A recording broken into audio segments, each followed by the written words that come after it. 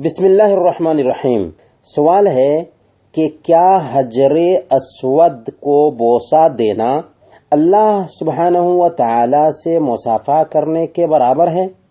اور ایک دوسرا سوال ہے اسی سے ملتا جلتا کہ حجر اسود ایک فرشتہ تھا جو آدم علیہ السلام کے ساتھ جنت میں تھا، کہ یہ بات صحیح ہے؟ جہاں تک پہلے سوال کا تعلق ہے کہ حجر اسود کو بوسہ دینا اللہ کے ہاتھ کو چومنا ہے، تو اس سلسلے میں ایک روایت بیان کی جاتی ہے۔ روایت کیا ہے کہ الحجر الاسود یمین اللہ فی الارض فمن صافحہ وقبلہ فکأنما صافح اللہ وقبل یمینہ، کہ حجر اسود زمین میں اللہ کا دایاں ہاتھ ہے، جس کسی نے اس کا مصافحہ کیا اور اس کو بوسہ دیا گویا کہ اس نے اللہ تعالی کے دائیں ہاتھ کا مصافحہ کیا اور اس کو بوسہ دیا۔ یہ روایت اللہ کے نبی صلی اللہ علیہ وسلم سے بالکل ہی ثابت نہیں ہے۔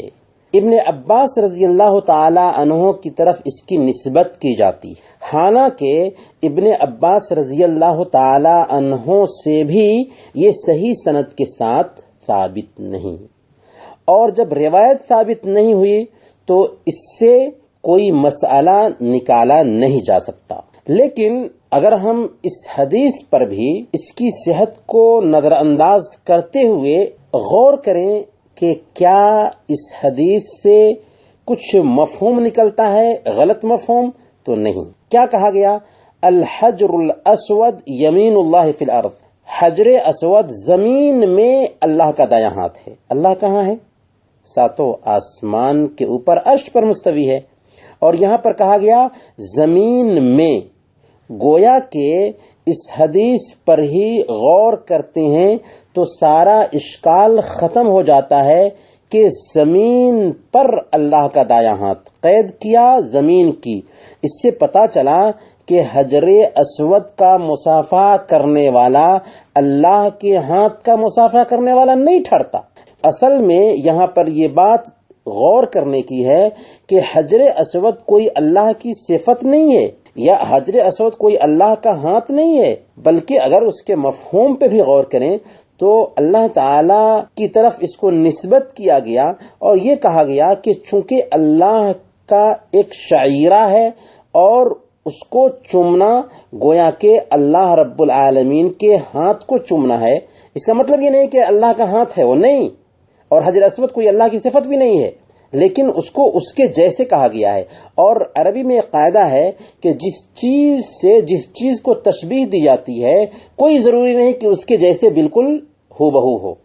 تو اللہ کی ذات بالکل الگ ہے، اور سب سے پہلی بات یہی ہے کہ یہ روایت ہی صحیح نہیں، اور اگر ہم صحیح نہ مانتے ہوئے بھی اس کے معنی پہ غور کریں تو یہاں پر کیا کہا گیا کہ زمین میں اللہ کا ہاتھ، اور زمین میں اللہ کے پاس میں ہاتھ کیسے ہوگا؟ اللہ تو آسمان کے اوپر ہے، تو یہاں پر علامت اور نشانی کے مفہوم میں ہے۔ رہی بات دوسرے سوال کی کہ کیا حجر اسود ایک فرشتہ تھا جو آدم علیہ السلام کے ساتھ جنت میں تھا، یہ بات بالکل ہی غلط ہے۔ البتہ حجر اسود کی حقیقت کیا ہے تو سنن ترمذی کی روایت ہے کہ نزل الحجر الاسود من الجنہ وهو اشد بیاضا من اللبن فسودته خطایا بنی آدم، کہ حجر اسود جنت سے اترا ہوا پتھر ہے، جب یہ اترا تھا تو بالکل ہی دودھ کے جیسے سفید تھا، اسے آدم کی اولاد کے گناہوں نے کالا بنا دیا۔ کہتے ہیں کہ حجر اسود ابو قبیس پہاڑی پر اترا تھا، 40 سال تک وہیں پر رہا۔ پھر ابراہیم علیہ السلام نے کعبہ کی تعمیر کی تو اس پتھر کو لا کر کے کعبہ میں داخل کیا۔